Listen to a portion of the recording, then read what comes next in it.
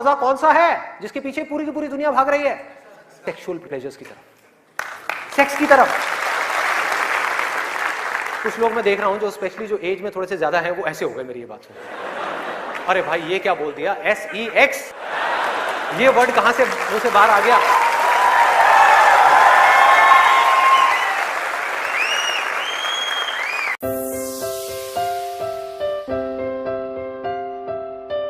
Sex में मजा है या नहीं है?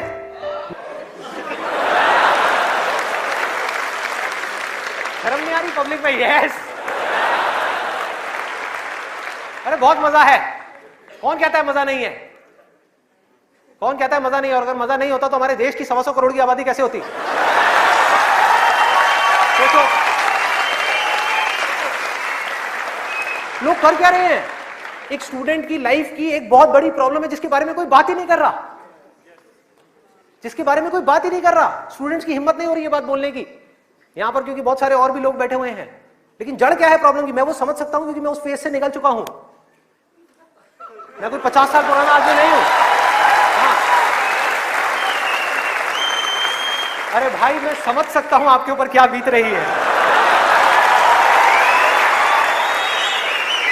मैं समझ सकता हूं कि साइंटिफिकली जब हमारी बॉडी के अंदर हार्मोनल चेंजेस होते हैं तो क्या होता है। इस प्रॉब्लम के बारे में कोई बात ही नहीं कर रहा। पेरेंट्स कह रहे हैं पढ़ो, टीचर्स कह रहे हैं पढ़ो, कोई ये नहीं बता रहा कि यहां से अपना ध्यान कैसे हटाए, कैसे हटाए।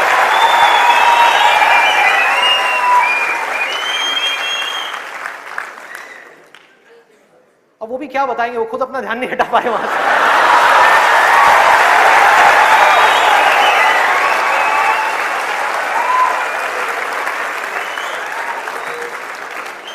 मुझे लग रहा है यहां पर कुछ पेरेंट्स थोड़ी देर में बगावत करने वाले हैं।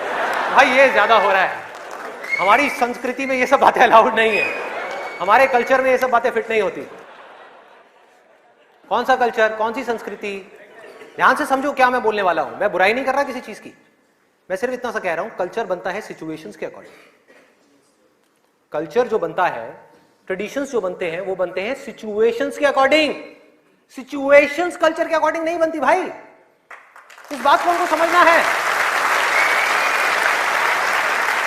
कि ये जो कल्चर बना था आज से 1000 साल पहले वो बिल्कुल परफेक्ट था उस 1000 साल पहले वाले टाइम के हिसाब से। आज के हिसाब से कैसे भाई, कैसे लगाओगे इन सब बातों को यहां पर? आज के टाइम में कैसे अप्लाई करोगे? जब सेक्स करने के लिए आज से अगर हम पीछे चले जाएं, मे बी 500 साल पीछे चले जाएं, तो अगर आप पेरेंट्स हो, आपको अपने बच्चों को इन सब गलत कामों में जाने से रोकना है, अगर इसको गलत कहें तो, हाँ, इन सब कामों में जाने से रोकना है, तो आप क्या कर सकते थे? उसके हाथ पैर बांध करके उसको कमरे में लॉक कर दो, और जब शादी की एज हो उसकी फटाफट से शादी करा दो, या चाइल्ड मैरिज करा दो ना, जरूरत ही क्या है, आगे बढ़ने ही मत दो उसको, फटाफट से चाइल्ड मैरिज, 5-6 साल का है, चाइल्ड मैरिज कराओ, काम खत्म। उस टाइम के हिसाब से वो ठीक था, आज आप कैसे रोकोगे? और मैं सिर्फ सेक्सुअल प्लेजर्स उनकी बात नहीं कर रहा जो फिजिकल लेवल पे है, वो तो है ही है, एक मेंटल लेवल पे भी है कि somebody wants to do that, आप रोक नहीं सकते अपने बच्चों को।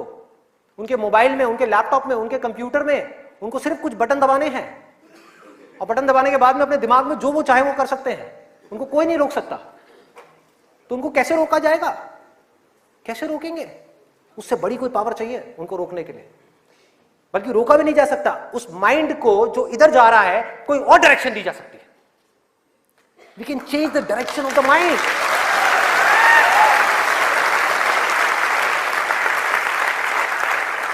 ये पावर इतनी बड़ी है कि इसको कंट्रोल नहीं किया जा सकता, इसको रोका नहीं जा सकता, इसकी डायरेक्शंस को चेंज किया जा सकता है, माइंड की एनर्जीज को कहीं और लगाया जा सकता है।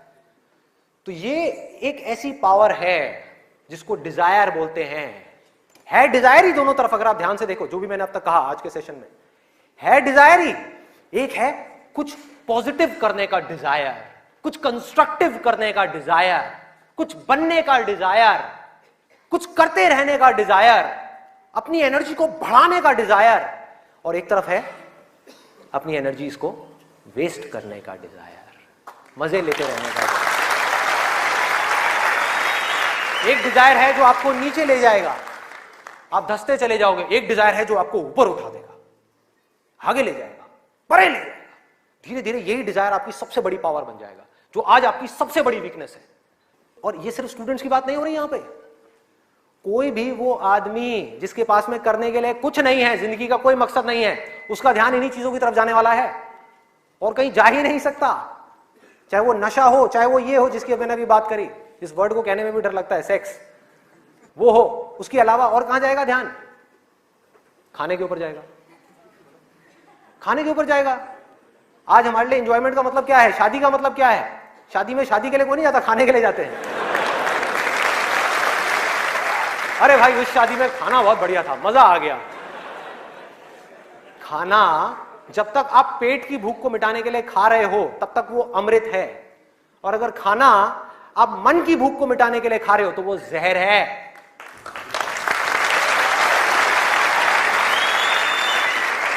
ये सारी बातें हमको पता है अंदर तक, लेकिन जड़ क्या है? करने के लिए कुछ और है ही नहीं, तो क्या करें? खाने में मजे लेंगे ना। हाँ? या तो करने के लिए और कोई ढंग का काम हो, कोई और मकसद हो जिंदगी में, कोई डिजायर हो, उसको तो पूरा करें। है ही नहीं तो क्या करें? यही करो ना, खाओ पियो मस्त रहो। एनर्जीज कहां चली गई? खाने के ऊपर चली गई, क्योंकि खाने में मजा है। कौन कहता है खाने में मजा नहीं है? अरे बहुत मजा आता है। आपको जो फेवरेट खाना है वो आपके सामने आ जाए और खाए जाओ खाए जाओ खाए जाओ, क्या फर्क पड़ता है? क्या फर्क पड़ता है? खाए जाओ खाए जाओ, उसके बाद में फर्क पड़ता है, उस दिन नहीं फर्क पड़ता।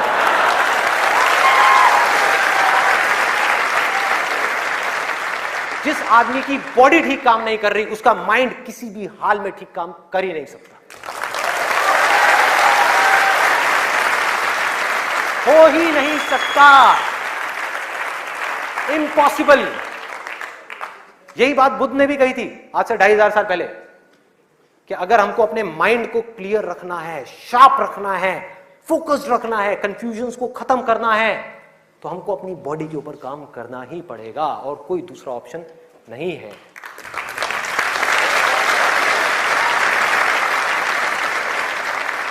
एनर्जीज को सही डायरेक्शन देनी है। वो एनर्जी जो खाने पीने में जा रही है उसको लगाना है एक्सरसाइज में, उसको लगाना है खेलने में, उसको लगाना है फिजिकली वर्कआउट करने में, कुछ करने में, अपने टेस्ट को धीरे धीरे बदलने में। वहां से हट करके ये जो मिर्च मसाले वाली है, ऐसी ऐसी जो चीजें हैं तेल वाली और ये सब चीजें, यहां से हटा करके फ्रूट्स में, वेजिटेबल्स में, ऐसी ऐसी चीजों में। अब मैं और ज्यादा नहीं बोलूंगा, नहीं तो ऐसा लगेगा न्यूट्रिशन की क्लास चल रही है। आगे बढ़ते हैं। तो ये मैंने आपको 3 चीजें बताई। और क्या है जिसमें मजा आता है? नींद, आलस, सोने में बड़ा मजा आता है। सोते रहो, रिकॉर्ड बनाते रहो। नींद अगर आप लिमिट में लो तो बहुत बढ़िया है, अमृत है, और जरूरत से ज्यादा लो तो जहर, जहर। और क्या है इसके अलावा? कॉमेडी। अब ये बात बड़ी अजीब लग रही है सुनने में, लेकिन ध्यान से समझना। बोलते हैं laughter is the best medicine, सच है, बट मेडिसिन की भी एक लिमिट होती है।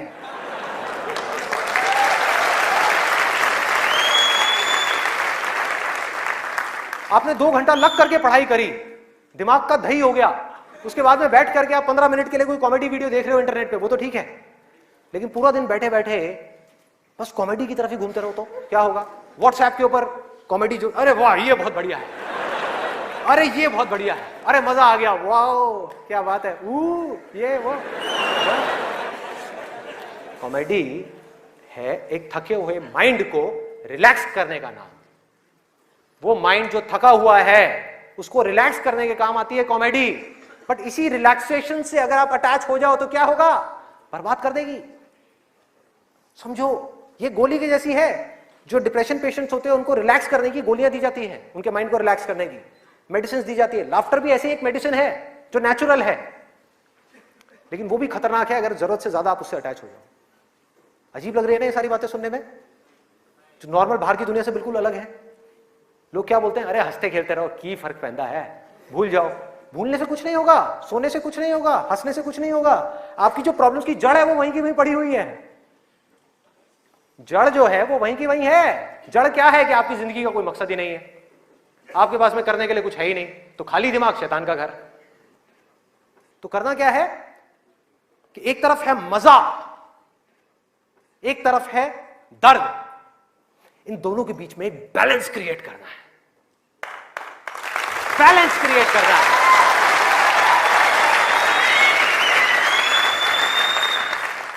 मैं ये नहीं कह रहा कि सिर्फ ये करना है या सिर्फ वो करना है, नहीं, दोनों के बीच में बैलेंस क्रिएट करना है।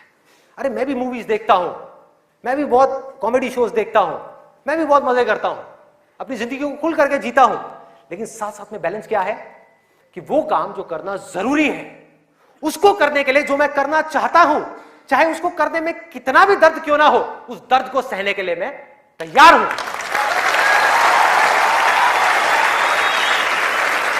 लोग मजा तो चाहते हैं लेकिन दर्द सहना नहीं चाहते। ये जड़ है हमारी लाइफ की सारी प्रॉब्लम्स की।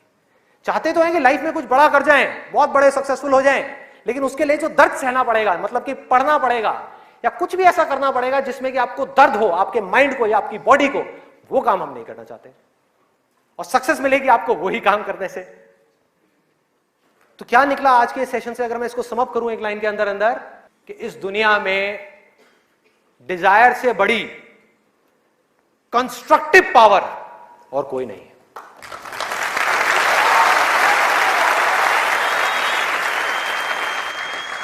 सब कुछ बदला जा सकता है अपनी जिंदगी में भी और इस पूरी दुनिया में भी। इस पूरी की पूरी दुनिया को एक नई डायरेक्शन दी जा सकती है उस डिजायर की वजह से, अगर ये डिजायर सही डायरेक्शन में है तो।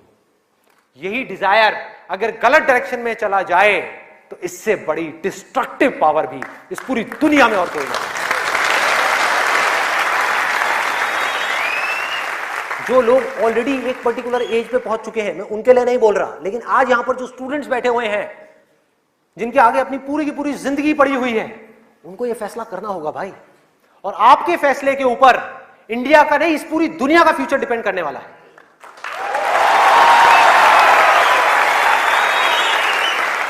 आपका फैसला सिर्फ आपकी जिंदगी नहीं बदलेगा, अरे इस पूरी दुनिया को बदल देगा।